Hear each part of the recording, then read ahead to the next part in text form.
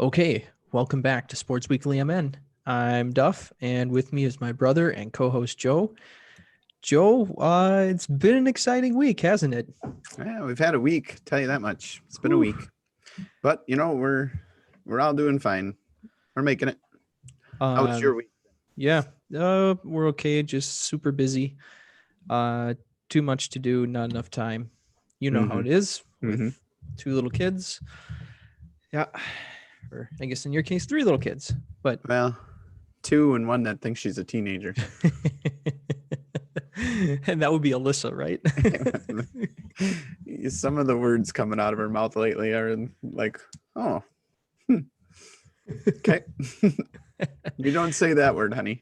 Yeah. None of the 4-letter type, thank goodness. But so yeah, this is whew, bless you. I'm sorry. That's okay. I think most of our audience knows that you guys have been under the weather, but no, none of this Charlie 19er stuff, I guess, around your house. So did you do your test? Zach and I took a test today. Oh, you did? Okay. All right. Well, okay. So fairly busy sports week this week in Minnesota. I have to say, I'm impressed. The football team from Minnesota won 2 playoff games and almost won a third. Can you believe it? Should have won a third. Yeah. Gotta love Minnesota football. It was fun. What a game. Oh, man. Obviously, of course, we're talking about Minnesota United soccer team. Yeah. But yeah. Oh, wow. This has been quite so we record on Wednesdays. So when I say week, I mean like since last Wednesday. And what we saw was a great playoff win against Sporting Kansas City. That was the semifinals.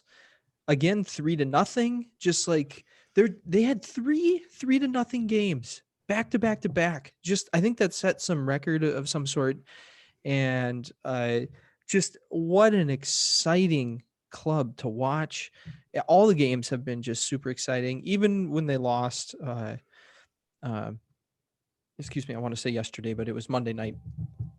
The loss to Seattle was just heartbreaking. You could kind of see it happening though. Like I had that Minnesota feeling going down my back when it got to about minute 70, minute 75 or so. It was just like, oh boy, we can't actually win because we're a team from Minnesota. So, and of course it falls apart. But then again, I feel that way pretty much about every game that I watch for Minnesota sports teams. I've been trained well by this club. Welcome to Minnesota. Yeah. Welcome to Minnesota. Well, that kind of goes back to, of course, we were always interested in baseball, but I would say my first interest in non-baseball sports was in 1998 when the Vikings started doing well. And that was my introduction to Minnesota sports was the heartbreak doesn't heartbreak doesn't get much worse than 98. So that's right. So it can only go up. I haven't seen it go up since then. So well, I guess for the Lynx and watching Lindsay. But anyway, the game Monday night, we can look at some clips here. Let me bring that up. Well, the game Monday night was great for about 75 minutes. That's right. Yep. And I would actually say it was great for about 60 minutes, and then the tide kind of started turning. Yep. And then at that point, I was a little surprised they didn't go to the new defenders, but it was the United had a 2-1 lead. Right. And or excuse me, a 2-0 lead. 2-0. And so even though the tide was turning and that we looked tired, the lead was still 2-0. So I was like, okay, well, I guess you're rolling with your team. Yep. But when Seattle scored to make it 2-1, they should have. I was shocked. Yeah. They didn't put fresh legs in there on defense. We were tired, and you could tell. Yep. You could tell that the United were very tired. And I guess it was the team that got you there and all that. I understand, but you want to get to the next game. I mean, the next game is the one for all the ages, and it would have been in Minnesota. No, I don't actually. I heard two different things from the announcers.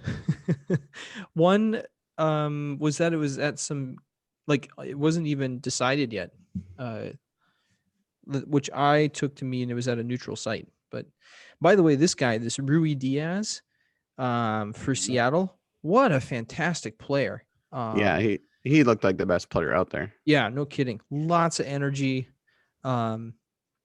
But I think the moral of the story for this season is, look, Minnesota United has gone from bad to, like, well, I mean, historically bad. That's where they started, to look quite an entertaining, team to watch, and just a lot of energy from the players, Reynoso, Molino, all of these guys. And and their coach clearly knows what he's doing. Oh yeah, he's been assembling the roster. I guess they were after Reynoso for like more than a year, very long time, something like this. So here's where disaster starts, and we don't need to watch the rest. But look, there's some interesting things that we can take away just from I think the fan base might be interested to know that, like, in football, we're constantly, like in American football, we're constantly infuriated because there's like a face mask penalty, but it's not called. And so, like, it's just not a penalty if they don't call it. But in soccer, like, anything is reviewable, and they just look at the review and they're like, did we get it right? Yes or no? And if there was a penalty but they didn't call it, they can call it upon review. And if they had called a penalty but it wasn't actually one, they can dismiss it upon review, and they review all the goals. I don't know, it's just like a refreshing dose of honesty after watching what the NFL does, week after week, to, like, give advantage to, preferred teams like the Packers. So look, I thought it was great. I hope a lot of people, I suspect a lot more people tuned into these playoff games if they could. And I think what they saw is like, oh, wait a minute, in soccer, like, the league doesn't cheat on behalf of certain teams. Like, this is refreshing. And so, yeah, I hope it just energizes like a whole bunch of new, sports fans in Minnesota who maybe hadn't tuned into soccer before. And so I don't know, that's kind of my hope. And, we'll pick it up again next year, and hopefully watch some more exciting, wins and exciting matches. So, yeah, I mean, sounds like, obviously before COVID, it sounds like the United were very popular. They would sell out their games. Lots of people would go. I've been wanting to go for a long time. It's just the tickets are pretty spendy, but I'd do it once for sure. I mean, just to go see it, it'd be such a fun time anyway. Plus the stadium and all that fun stuff too. Right. And this team is certainly looking up. And I mean, we were on our third goalie, but he looked good. I mean, he energized. He gave some energy to that defense, energized the club. And I don't know the ins and outs of soccer, but boy, he seemed like he knew what he was doing, and clearly an athlete. So, I like Dane St. Clair. Yeah, I like where and he's got a good name, and I like that. I appreciate that in players. So sometimes you're just like, yeah, he's gonna be a good player because he's got a heck of a name. Like Odell Beckham. Like, duh, that's good. He's Odell. So, but you know what I mean. Anyway, it was a fun ride. Typical ending for Minnesota. When they tied it up 2-2, I'm like, oh, we're gonna lose it in extra time. Just what Minnesota does. And no, still don't understand why there was no one put in off the bench. I mean, you're so tired. Defense just wears you out so much. And the other thing that kind of bothered me was towards the end of the game, they're up 2-0. and this was even before like the 75th minute when it all started falling apart. But I would say even after somewhere, maybe even 5 minutes before then, it was just the ball was constantly in the Minnesota United zone. It's like you guys have been winning because you push the ball downfield and you've taken good shots and you've scored, and like good things happen, what they say, the best defense is a good offense. And so like surprise when you don't get the ball out of your zone and you keep it around your net, it goes into your net. Like, and if it's on the other side of the field, it's a lot harder for it to go into your net. It takes so much more energy to play defense than offense too.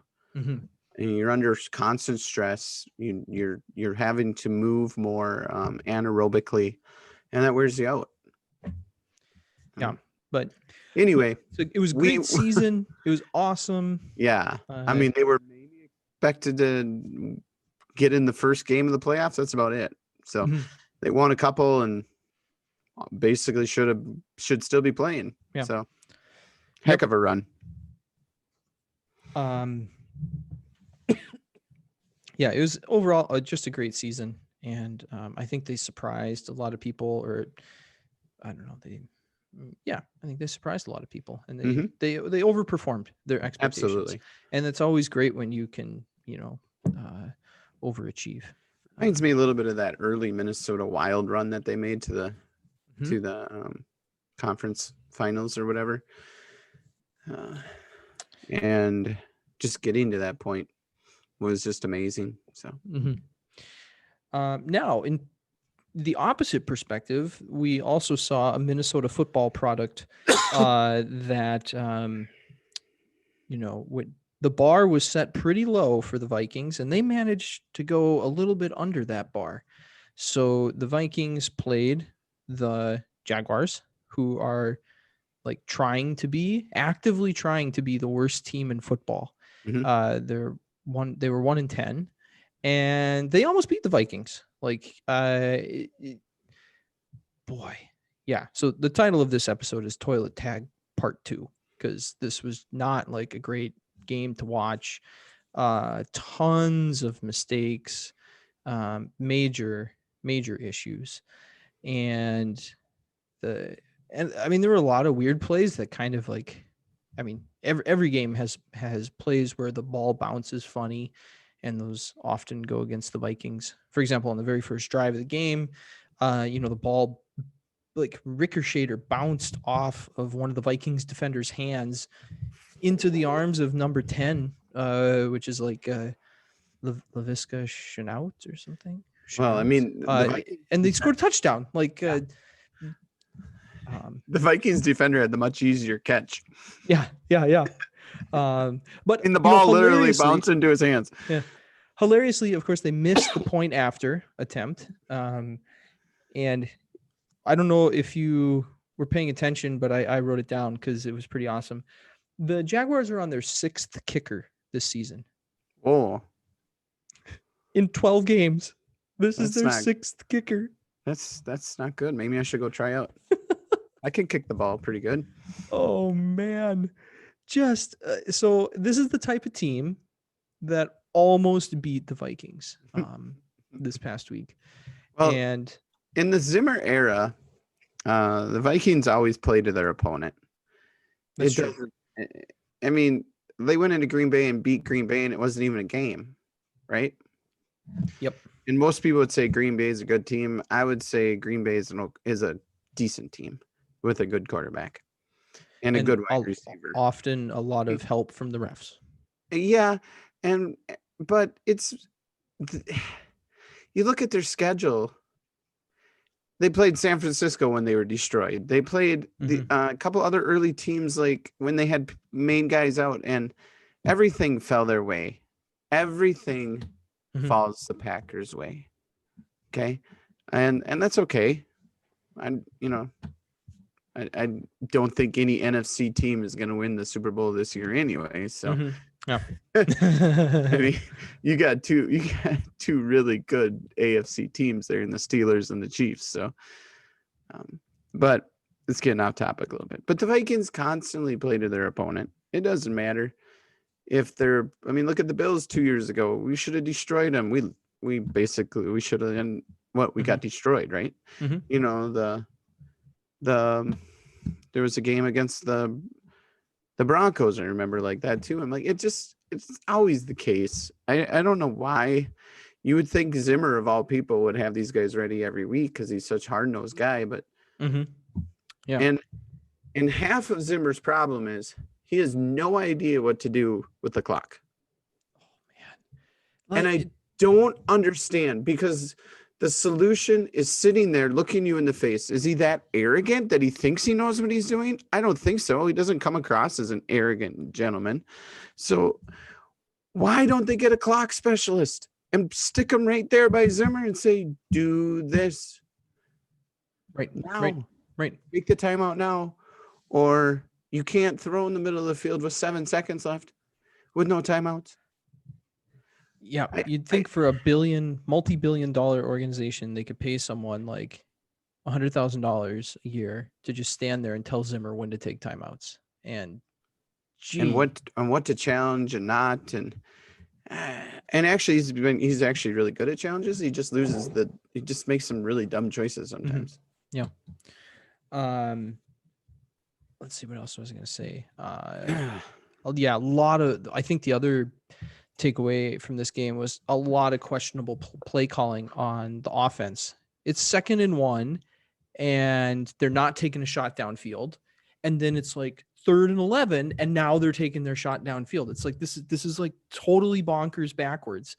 I don't understand why this happened like 5 or 6 times in this game. You mean you wouldn't sneak Kirk Cousins on 2nd and 1?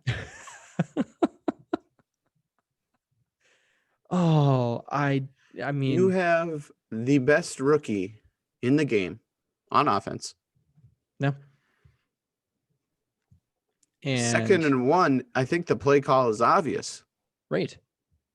Put Kirk in the shotgun, leave the running back in to block, and throw it deep to Jefferson. Thielen. I don't care if he's covered or not.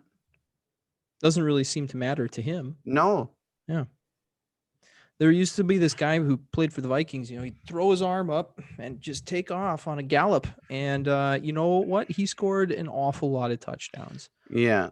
But Moss and Jefferson are different players. But Jefferson is still really good on the deep route. Jefferson is kind of in between a Moss and a Diggs. Both very good deep players. And so is Jefferson. Look at that play that got called back on penalty, which was made up when he was an offensive pass interference. Yep. He couldn't even touch the guy. Yeah. Maybe baby just tapped him. And it was by the way, it was a 57-yard throw by Kirk Cousins off his back foot. The man can flat out throw. 57 yards. You know what? I've got something about this. Let's bring it up here. So, let's bring this wonderful statistic up. Since we're talking about how great Kirk Cousins is, the announcers on the game also love to talk about how great Kirk Cousins is. And so I took this screen capture from the game. And here we are, most consecutive seasons with 3,000 passing yards and 25 touchdowns. I have a question here. Like, why is Peyton Manning and Kirk Cousins have an NFL logo? I don't know. Maybe just they played for many different teams. But Kirk's only played for the 2 teams. Yeah, I don't know. That was confusing to me. Whatever. Yeah. And anyway, Philip Rivers plays for 2 teams. He doesn't even play for the Chargers. That's true. Yeah. And Tom Brady, of course. I mean, Tom Brady always be associated with the Patriots, but I get that, but he's not on the Patriots right now. On the Patriots, yeah. So anyway, I thought this was hilarious. They're like, Peyton Manning 16 seasons, Drew Brees 11, Philip Rivers 11, Tom Brady 10, and Kirk Cousins 6. Like, you know what? I think I figured it out. Okay. In those 11 seasons, Drew Brees played for the Saints. Before the Saints, he played for the Chargers, but not in those 11 seasons. Philip Rivers played for the Chargers 11 of those seasons. Tom Brady played for that, but Peyton Manning played for the Colts, the Broncos. Sure. And Kirk Cousins played for 2 teams. Yep. So it's during these years that they played for one or multiple teams. Yeah. I mean, it'd be awful hard to like put in half a logo and then the other half of the logo. I mean, that would take somebody 10 minutes. This is such a weird stat. Kirk Cousins even isn't at 9 or 8. It's at 6. I know. Yeah. It's like, okay, now we divide by 2 to get to the next guy on the list. And that's a great accomplishment. 25 touchdowns, 3,000 pass yards. But yeah. I mean, yeah, it's great. It's just hilarious that he's like, he has half as many as the next guys. Okay, great. Anyway, this gave me a chuckle that they, they're digging deep into the stats box and trying to come up with something. So I think the Vikings this coming week against the Buccaneers will be ready to play. They'll probably come out and build a lead and lose it in the final seconds. Sounds familiar. I guess the other takeaway that I wanted to mention from the game last week is it was like, I know the Vikings offensive line is not good, but boy, they like every play, it was just the defense is just like running over several of the offensive line, the guard and the I'm forgetting his name. Anyway, Smoot, the defender, his name just kept coming up and up and up, and it's like, oh, another sack by Smoot, or another, this by Smoot. It's like he's just running over the is it Cleveland? It could be Cleveland, but he's actually their best offensive lineman. Yeah. It's not him. Anyway, whatever. Anyway, that was like, also struck me as just quite terrible. And again, Cousins decided to start the third quarter with a pick six. Now multiple weeks in a row. The one was a fumble last week, but this week it was a pick six. Yeah. Okay, that makes it all better. And Cook, decides to fumble on the 2-yard line. So I will go to trivia a little early, because this is my trivia question for this week for you. When was the last game the Vikings special teams didn't have a horrible snafu? Like when's the last time the Vikings special teams actually just played a straightforward game? Week 2. I think, so I was going back through film today before we jumped on the call.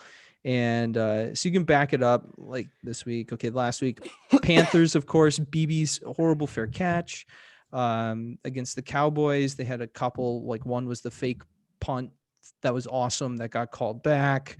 The week before that against the Bears, Cordero Patterson had a run back against the Lions. The Lions was pretty close, but they still had a missed extra point. It was the game before that, November 1st against the Packers. As far as I can tell, the special teams played just a straightforward game. They like made the extra points. They didn't give up a horrible run back. They didn't muff a fair catch. They just like did the things they were asked to do. That's pretty bad. And so, yeah, that was 5 games in a row of like horrible special teams plays. And it's different every week. It's not like they just have a bad kicker. It's like, right, they actually have a good kicker. Yeah. I'll take Dan Bailey. Dan Bailey's like, I'll take him. Really good. He's not the strongest footed kicker. I'll take him. He can still make a couple 50-yarders. Oh yeah, that's fine. We don't need a kicker who can hit 60-yard field goals. Whatever. No. It'll just tempt us to take him. That's right. Yep. So anyway, that was my horrible trivia question. But yeah, I guess the last thing to say, I'm looking up the statistics. Now the Chiefs and the Saints are 11-1 and 10-2, and they've already clinched playoff spots. The Steelers at 11-1, they haven't clinched mathematically, but they're 99%. Packers also haven't clinched. Packers are 9-3, okay, and they're at 99%. Vikings, got to scroll down to check out the Vikings here. Surprisingly, they have a 40% chance of making the playoffs. This Vikings team, 6-6, 4 games to go, and they have a 40% chance. of making the playoffs. In a normal year, they would not make the playoffs. So this is seven playoff teams. That's right. However, they did outplay the Titans and lost. They did outplay Seattle in Seattle and lost. And at the time, we thought that was good. Mm-hmm. I'd take those 2 wins now. Where would that put them? 8-4? Well, okay. I was thinking about this, and like those were 2 losses, like sort of just barely. But the Vikings have also had 2-3 wins that were kind of just barely wins against bad teams. Well, what about the Cowboys loss? Yeah. I don't know. I feel like 6-6 probably is an accurate representation of the quality of this team.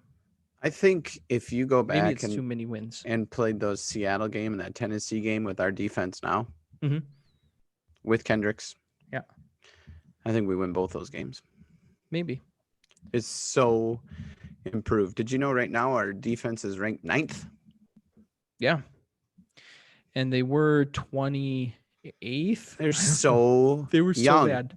But Cam Dantzler looks like the real deal, man. Yeah, no kidding. And Gladney looks fine, but Dantzler was a second rounder, and I think Gladney was the first.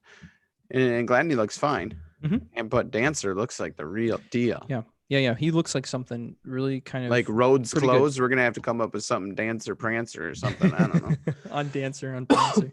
Yeah. Now look, if they win against the Bucks, their odds of making the playoffs go up to 71. Of course, if they lose, they drop to like 20.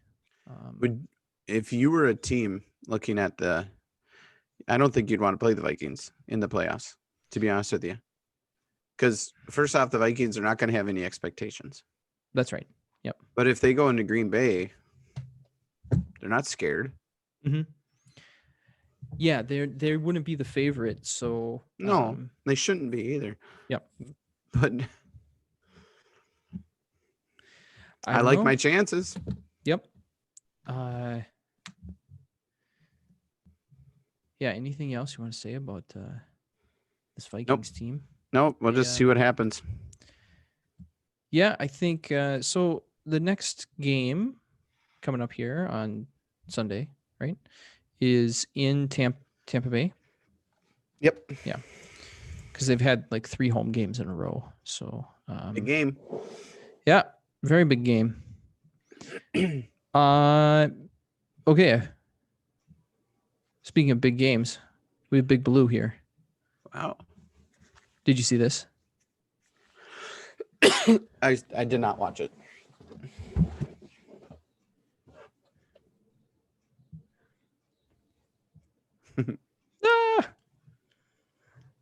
Boom.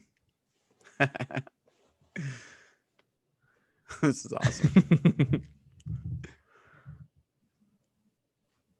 I heard now that the Twins are buying a stake in the Saints. Yeah, so that's kind of where I was going with this. Was that to pay for the $20 million that the Saints had to pay, in theory? Yeah. So there was a good tweet here. Let me bring it up. Oop. So can you see this? Yeah. So the partnership between the Twins and the Saints gives the Twins a minority psychologist. Yeah. Psychologist. That's the best part. So the Twins do have a minority stake in the St. Paul Saints franchise, which was expected because they're covering their buy-in essentially. But yeah, the majority ownership remains with the chairman, Marv Goldklang, the president, Mike Veek, and team psychologist Bill Murray. And that really is Bill Murray, like the actor. Yeah, it is. Comedian. Yep, it's really him. So anyway, this is the self-named team psychologist.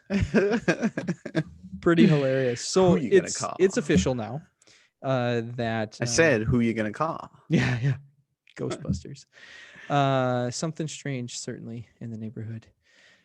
I love it. I think it's a great move. Yeah, I think it's great. Now, look, the Twins, the big news of the week, of course, is that they non-tendered Eddie Rosario. So Rosario's a free agent, and that's fine. Eddie's a great player, but he's not worth spending $11 million on. He might be worth $4 million. You got Keeler off, you got Larnack, you got Rooker sitting there. That's right. And they're going to be probably replace most or all of that production. They're going to probably be a better outfielder, and they're only going to cost $600,000 a year rather than $11 million. Yeah. And Keeler off, if he's out there, he has a chance to be rookie of the year. Mm-hmm. I think that's fair that he, has a legit shot. Mm-hmm. Now, so the Twins are looking pretty good. They only have like 80 million something in salary. Oh, I guess the other thing is, to go along with the arbitration deadline, the Twins don't have any. They had a bunch of arbitration eligible players, but they made decisions on all of them, and they actually don't have anybody they're going to arbitration with. Right. So they inked deals with like Barrios, for example. So all of the players who had been up for arbitration, they now they just agreed, they settled without having to go to the arbitrator, which can cause bad blood. Yeah, maybe. It's possible. So I think that's good. Like everybody's like back that we would hope. I think the only real surprise was I think they let Matt Whistler leave. That was a shocker. It's not a huge move. I was shocked by that move. Sort of. I mean, he is a good player. Like Rosario, he's a good player. He just wasn't worth what he was probably gonna make in arbitration. He was probably going to get his salary up to, I don't know, 3 million or something. And the reason is maybe 4, who knows? And he's literally not worth that much money, even though he's a good player. And, I think his ERA last year was like minuscule, right? Like 1 point something. That's fine if we sign somebody. It's not fine if we don't. That's true. Well, they've already done that. So remember where Matt Whistler came from. He was a waiver wire pickup. They didn't even have to spend money on him. No, it was wonderful. They do this often on the pitching side. They mm-hmm. look for a pitch like Whistler's slider, and they say, "Yeah, I'm gonna tweak that pitch." It's almost arrogant all the time. In a way. Yeah, and they go out and they do it, and they got mm-hmm. the right guys in charge from top down to the pitching coach. From the management down to the pitching coach. So yep. And so here's the thing: I don't think they'll bring Matt Whistler back. Simply because now, it's just not the way it works, right? Like, if you don't work at a company, but imagine you worked at a company and your boss says, "Oh, you're in line for a big raise, but we don't want to pay that much. Here, how about a 40% pay cut for doing the same job?" You would probably say, "No, I'm gonna go and see if I can work for a different company and make what I'm worth." Mm-hmm. And so. But the Twins already have picked up 3 or 4 guys who literally didn't cost them anything and added them to minor league deals or whatever these deals are. And so, they're probably going to find someone to fill that role who's going to cost very, very little. And I'm fine with that. That guy's name won't be Matt Whistler, but it'll be something else, and you'll get the production probably that Matt Whistler would have. I believe in Falvey and Levine at this point. Mm-hmm. And the pitching coach. Also there was a little escaping my mind. Yeah, a little story this week about Levine possibly going to be the president of the Phillies. Because remember, right. Levine is our GM. He's the number 2 guy. Yeah. The GM used to be number 1, like Terry Ryan was GM, but Falvey is the president of baseball operations. That's right. Dave St. Peter is the president of the Twins. That means the business side. Yep. But Falvey runs the baseball side, and Levine is his number 2, but he's actually the GM. Mm-hmm. So he's the one making the calls and doing all the hand wringing and stuff. But he was definitely, the Phillies were interested in him, and it sounds like he basically turned him down and said, "No, I like what I'm doing here. I like what the Twins are doing." Which is shocking to me. Yeah. If you could go to the Phillies, a big spending team, certainly more resources than the. Oh yeah. But they've committed a lot of those resources. Like, that money's kind of already been given to certain, big market players. So yeah, I like what they did. I like that he's stuck with them, stuck with the Twins. Oh yeah. I mean, anytime somebody says, "Oh, yeah, I'm going to stay in Minnesota," like that just makes Minnesotans happy, right? Like, oh, yeah, look at that. So, yeah, I don't know. It was a great story. I think it's true. I don't know if they've officially confirmed it, but it sounds like it's true. And let's see. But so some of the holes that still remain are the Twins either need a new. Well, they need one more starter. Trevor Bauer outage. But realistically, they could get anyone who's like a number 3 starter, if number 4 starter, even bring back Randy Dobnak, have some competition for that 5th spot, the typical way the Twins do things. Or they can actually get good and like try and, bring in some like ace level pitcher, like Trevor Bauer would be the last one, or via a trade. So would you give Bauer 6 years, $200 million? Sure, it's not my money. Why not? If you were in charge of the team, if the poll ads let me spend that much, and sure, yeah, I would. You might not like it at the back end, but whatever. Salaries always go up, so yeah. It's literally not my money. Later. So would that money better be as a Twins fan, would you rather A, have Trevor Bauer on your team, or B, have Jim Pohlad have more money in his bank account? There's no like that. You're not like saving money on Trevor Bauer so you can spend it on somebody else. Or C, a different option. What if they had to spend that money on someone else or somebody's else? To me, we've tried that route. Let's try the ace. Yeah. Yep. Let's try the ace. Bring in the ace. Go Trevor Bauer. And so that's like a big hole. They have some holes in the bullpen, but they'll be able to fix those, I think, much on the cheap. Yeah. And we've seen like throughout baseball, it doesn't make sense to spend big money on your bullpen if you can develop anywhere from decent to good relievers. You just have to like the bullpen just basically has to avoid really bad relievers, and you'll be fine-ish.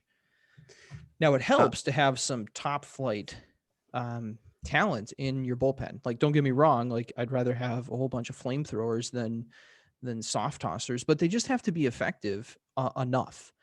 I always want 2 veterans out there. Sure. Even if they're not necessarily as good a pitcher as a young man, up and coming flamethrower, I still want 2 veteran guys that can just help with the club and maybe do some of those things that aren't seen and actually just improve my young players. So I always want 2 vets at least. The other hole that I think big hole that remains maybe is DH, although that would be easy to fill. Like they wouldn't even need to they wouldn't even need to spend money on a player, and they could fill that. Just you wouldn't have a dedicated DH. It would just be musical chairs, whoever's getting an off day. Or it could be Rooker. You could imagine giving Donaldson off days if his leg is hurting or whatever. I still think their number 1 option is Cruz there, though. Sure. If that was the other big news. I think it was just like today. Is it sounds very much now like the National League will go back to having pitchers hit. So no DH in the National League, which is good for the Twins. This is good news for the Twins because now Nelson Cruz only has, doesn't have 30 teams who are looking to pay him a bunch of money. It's 15 at most, right? But realistically, it's more like 5 now. It's realistically like 3 to 5 teams now rather than 18 to 20, right? Mm-hmm. So this is really good news for the Twins. Maybe bad news for for But Nelson Cruz, but he's gonna get paid. It's not like they're gonna. I think Cruz wants to be here anyway. Yeah, he never gave me an impression he didn't want to be. I actually think their biggest hole. I mean, left field is the biggest hole. But they've got 3 guys in the who could field fill that. But right, we're in agreement that we think that's going to be from within. Probably Keeler off. Mm-hmm. You know, injuries always happen. Knock on wood. But I think their biggest hole is utility, and I disagree. I think their biggest hole is utility. And because I'm assuming Cruz is coming back. Not counting pitching. This is just in the field. And I think they're going to actually move Polanco to utility. And I think they're going to go after a shortstop. And it's a bridge gap for Royce Lewis. And I think Royce Lewis makes his debut this coming year. Mm-hmm.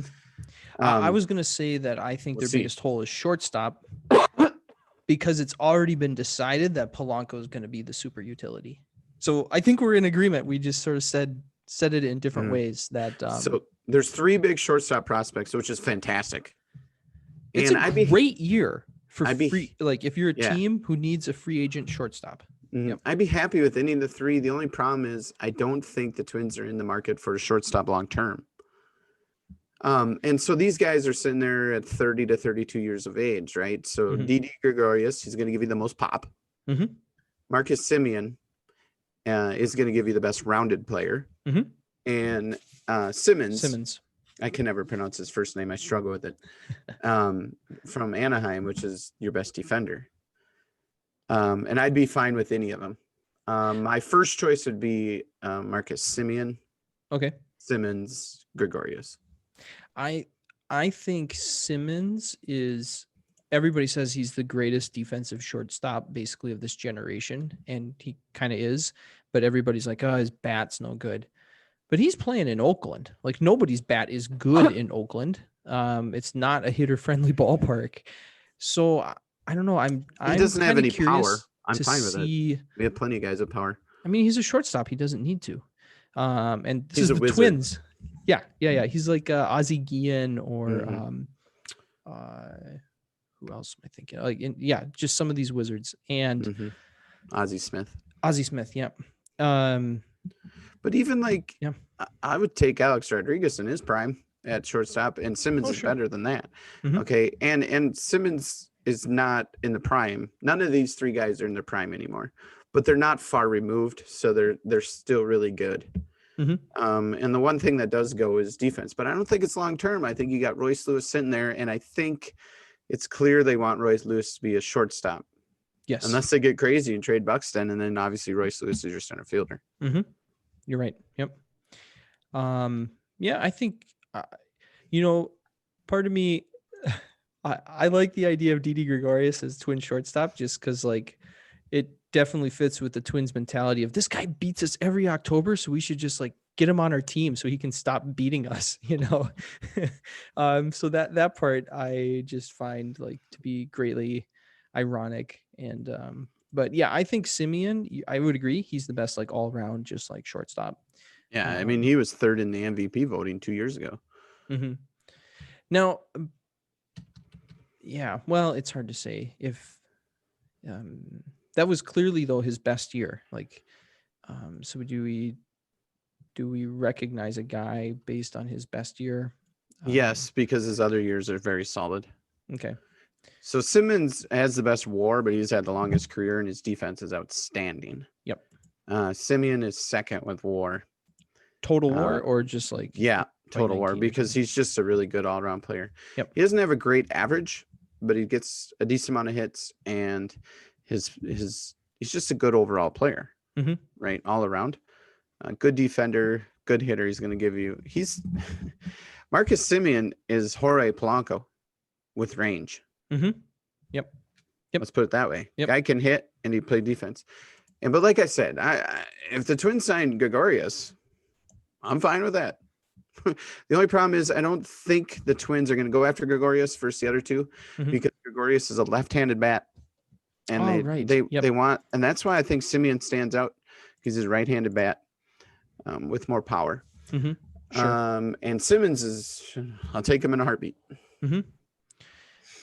So, yeah. So, and I like Polanco in the utility role.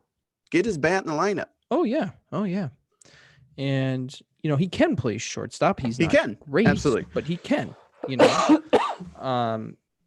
He would kind of be one of these bat first utility guys.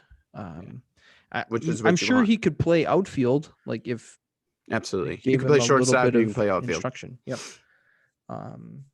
So yeah, I don't know. I think the Twins roster, on paper is gonna be pretty good. I'm excited to see who exactly they are able to I think they're gonna sign 2 starting pitchers. I don't think it's gonna be Trevor Bauer. I think they're gonna go after Lester. You're breaking my heart, or Hamels, and I'm cool with both of them. And then I think they're going after righty too. Oh, maybe. Yeah. And I don't know, but I don't think they're going to go after. I think they'll try for Bauer, but they don't.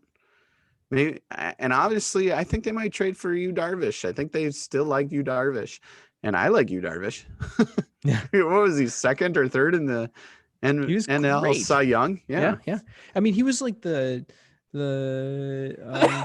he was kind of like Kenta Maeda in a way, like.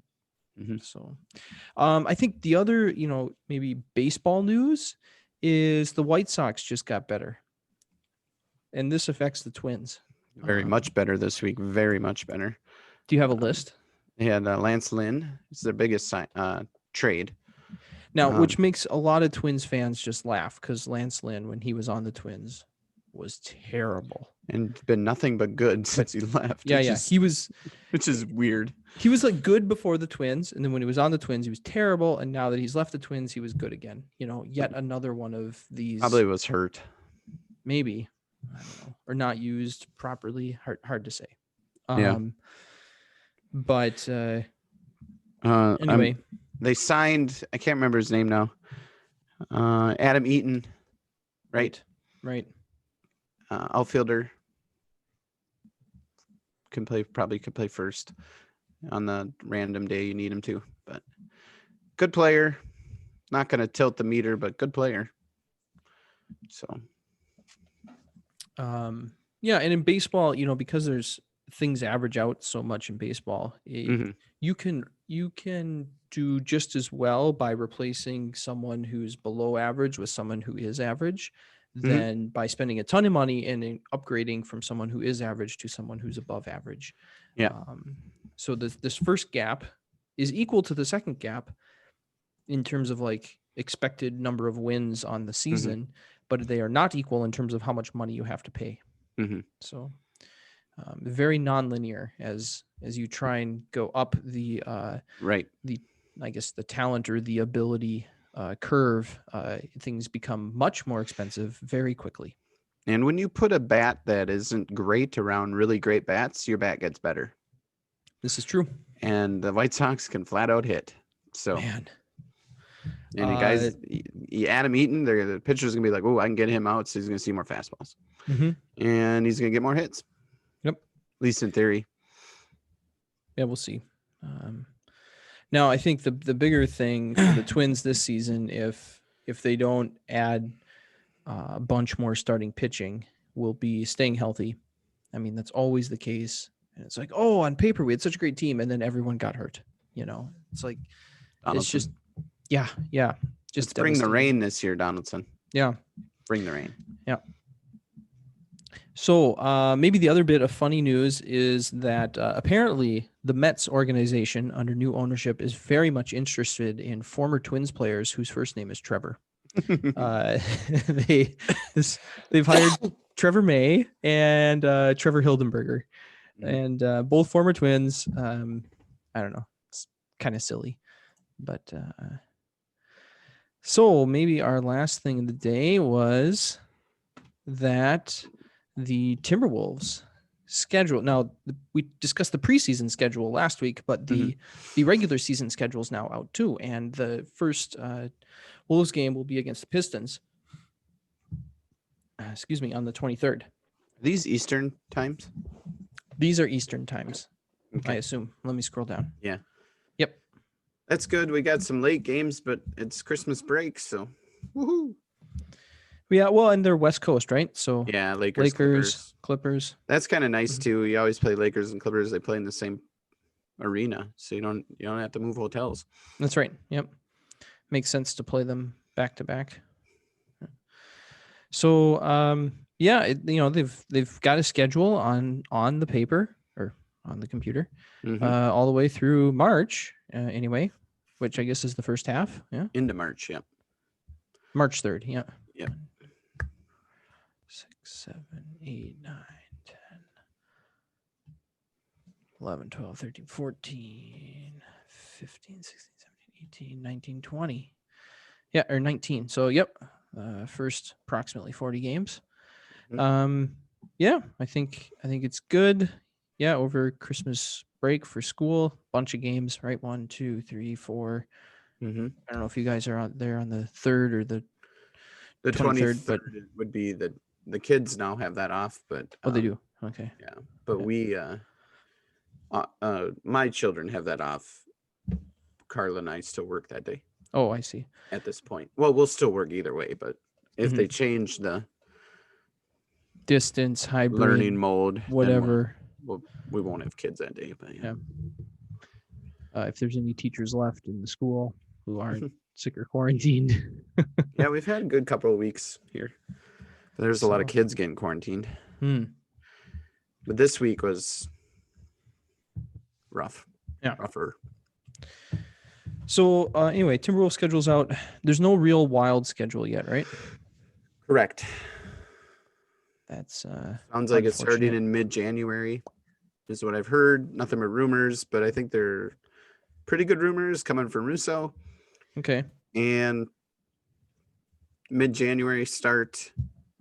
Talking about just putting out half the season schedule at this point and kind of seeing how things go. I see. I think that's smart. Sounds good.